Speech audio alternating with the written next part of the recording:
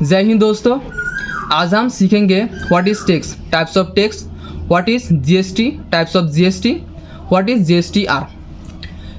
Tax is a compulsory payment to the government by the subjects without expectation of definite return और benefit to the taxpayer. Tax total two types के होते हैं, एक होते हैं direct tax and indirect tax. Direct tax वो tax होते हैं जो गवर्नमेंट डायरेक्टली ले लेती है, जैसे कि income tax, corporate tax, property tax, inheritance tax, gift tax and wealth tax. और इनडायरेक्ट टैक्स वो होते हैं जैसे इनडायरेक्टली ले लेती है, जैसे पब्लिक उसको पेमेंट करती है, जैसे कि custom duty, excise duty, service tax, sales tax, VAT. इसमें भाट ज़्यादा फेमस होती है। और अब सीखेंगे व्हाट इज जीएसटी। जीएसटी क्या होती है? जीएसटी उसको कहते हैं जो इनडायरेक्ट टैक्स को मार्क करके जीएसटी बनाया गया है। अभी custom duty, excise duty, sales tax, service tax, VAT, ये सब एक्स्ट्रा देने की कोई ज़रूरत नहीं है। ये सब एक मार्क किया गया है, उसको जीएसटी कहते हैं। और जीएसटी के कई सारे प्रकार होते हैं, जैसे 4 प्रकार होते हैं जीएसटी के। एक होते हैं CGST, HGST, UTGST and integrated GST, मतलब आईजीएसटी। और ये 4 प्रकार हम डिटेल में चर्चा करेंगे। सीजीएसटी वो जीएसटी होती है जो सेंट्रल गवर्नमेंट टैक्स लेती है। एसजीएसटी वो होती है जो स्टेट गवर्नमेंट टैक्स लेती है। यूटीजीएसटी वो होती है जो यूनाइटेड टेरिटरी ले लेती है टैक्स। और आईजीएसटी वो होती है जो इसमें 2 भाग होती है, ये बाद में समझाएंगे। इंटीग्रेटेड टैक्स कहा जाता है इसको। अब हम सीखेंगे ये जीएसटी गवर्नमेंट के पास जाते कैसे हैं। जैसे मान लीजिए आसाम में एक इंडस्ट्री लगा हुआ है और इसमें एक प्रोडक्ट बनाया गया है और इस प्रोडक्ट को यहाँ पे सेल कर दिया है, तो इसमें टोटल जीएसटी 18%। और जीएसटी की भी कई सारे स्लैब होती है। किसी भी प्रोडक्ट में टैक्स एग्जेम्प्ट होती है। किसी प्रोडक्ट में 5% जीएसटी होती है, किसी प्रोडक्ट में 12% जीएसटी होती है, किसी प्रोडक्ट में 18% जीएसटी होती है, किसी प्रोडक्ट में 28% जीएसटी होती है। ऐसे करके बहुत सारे स्लैब होती है। उसके बारे में किसी दूसरे वीडियो में हम चर्चा करेंगे। फिलहाल ये समझते हैं कि टैक्स जो जीएसटी होती है, ये जीएसटी गवर्नमेंट के पास जाते कैसे हैं और इसको डिवाइडेड कैसे कर लेते हैं। हम जैसे समझते हैं कि 18% जीएसटी सेंट्रल गवर्नमेंट ले जाती है, 18% जीएसटी स्टेट गवर्नमेंट ले जाती है, 18% जीएसटी यूनाइटेड टेरिटरी ले जाती है। ऐसे कुछ नहीं। जब कोई प्रोडक्ट एक स्टेट में सेल किया जाता है तब 18% की हाफ मतलब 9% जीएसटी सेंट्रल गवर्नमेंट के पास चला जाता है और बाकी बचा 9% जीएसटी उस स्टेट के पास चला जाता है। यूटीजीएसटी कब लगता है? जब कोई प्रोडक्ट यूनाइटेड टेरिटरी में सेल किया जाता है तो उसका जीएसटी, आधा जीएसटी सेंट्रल गवर्नमेंट ले जाती है और आधा जीएसटी यूटी गवर्नमेंट रखती है। ऑल ऑफ हम अब समझ सकते हैं कि जब भी कोई प्रोडक्ट किसी भी एक स्टेट पर या किसी भी एक यूनाइटेड टेरिटरी पर सेल किया जाता है तब उसका आधा हिस्सा सेंट्रल गवर्नमेंट को टैक्स रूप में दिया जाता है और आधा हिस्सा उसी गवर्नमेंट या उसी स्टेट की गवर्नमेंट रखती है अपने पास स्टेट को डेवलपमेंट करने के लिए। और बात यहाँ पे होती है कि जब कोई एक प्रोडक्ट एक स्टेट पे बनाकर दूसरी स्टेट पर सेल किया जाता है तब कौन गवर्नमेंट को टैक्स देना पड़ता है।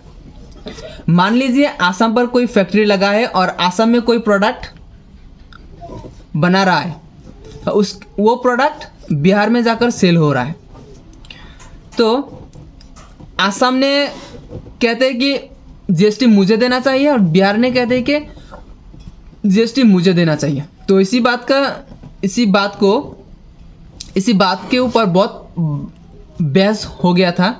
तो सेंट्रल गवर्नमेंट ने कहा कि यहाँ पे कोई सेंट्रल CGST भी नहीं लगेगा, UTGST भी नहीं लगेगा, स्टेट GST भी नहीं लगेगा, यहाँ पे लगेगा IGST।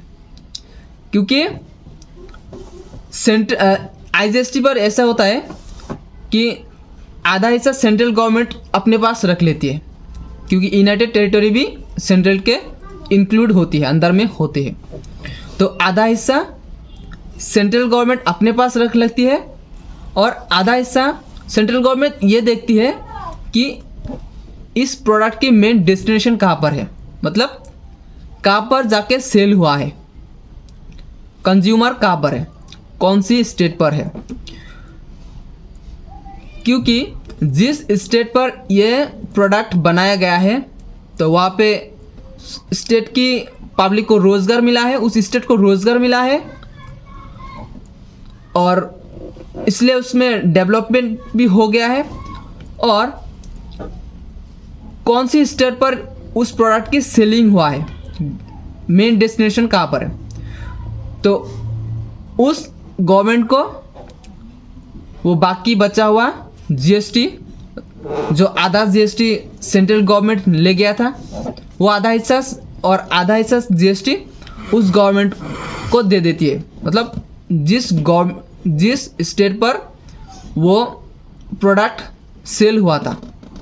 तो ये समझ सकते हैं, अगर किसी प्रोडक्ट एक स्टेट में बनाकर दूसरी स्टेट पर सेल किया जाता है तो आधा GST का आधा हिस्सा सेंट्रल गवर्नमेंट ले जाती है और आधा हिस्सा जिस स्टेट पर सेल किया जाता है उस गवर्नमेंट को दे दिया जाता है।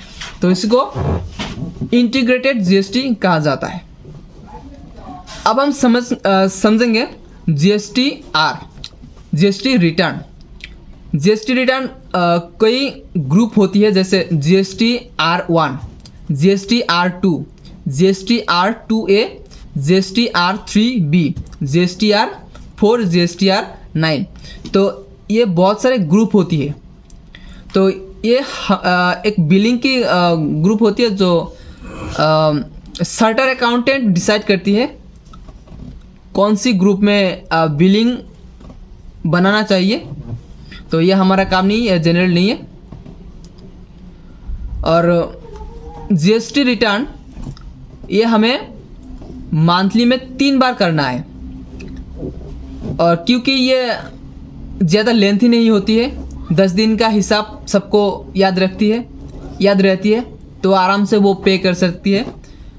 GST रिटर्न कब लगती है, मतलब मान लीजिए मैं कोई सामान खरीदा हूँ, 10% GST मानकर चले, ये समझाने में आसान होगी। 100 रुपये का सामान मैंने खरीदा है तो उसमें 10% GST मैंने दिया है, तो इसमें मेरा खर्चा हो गया 110 का। तो उसी चीज़ को हमने सेल कर दिया 200 रुपये में, तो उसमें GST आ गया है 20 का, तो टोटल हो गया 220 का। क्योंकि मतलब जो चीज़ मैंने 10% GST में 100 रुपये की चीज़ 10% GST में खरीदा था, तो मुझको कितना पड़ा 110 का। और उसी चीज़ को मैंने किसी दूसरे को सेल कर दिया 200 रुपये में, तो उसका 10% GST कितना होगा 220। तो हमें जब खरीदने में टैक्स दिया था गवर्नमेंट को, तो 10% दिया है। अभी जो कस्टमर मेरे से ख़रीद के ले गया है तो वो भी 10% GST दिया है, मतलब टोटल 20। तो एक ही चीज़ का डबल टैक्स गवर्नमेंट को जाएगा। जैसे मैंने 10 रुपीज़ दे दिया है और बाद में जो मुझसे ख़रीदा है जो कस्टमर, वो भी 200 रुपये का टैक्स GST 20 होता है। तो वो भी गवर्नमेंट को जाएगा। ऐसा नहीं होता है। जब मैं उस सामान को खरीदा हो तो मुझसे 10% मैं 10% गवर्नमेंट को पे कर चुका हूँ जीएसटी। जब कस्टमर मुझसे वो सामान खरीदेंगे तो उसका पैसा मेरे पास रह जाएगा। तो मैंने कस्टमर से 10% जीएसटी ले रखा है, तो उसका 10 रुपये मुझको गवर्नमेंट को रिटर्न करना होता है। तो यही होती है जीएसटी रिटर्न। तो आज के लिए इतना ही। अगर वीडियो को अच्छी लगी तो इस वीडियो को लाइक कर देना, और मेरे चैनल में अगर नए हो तो सब्सक्राइब कर देना, क्योंकि मैं जब ये वीडियो अपलोड करूँगा तो आपके मोबाइल पर ये नोटिफिकेशन मिलेगा और आप सबसे पहले वीडियो को वॉच कर सकें। Thank you. जय हिंद, जय भारत।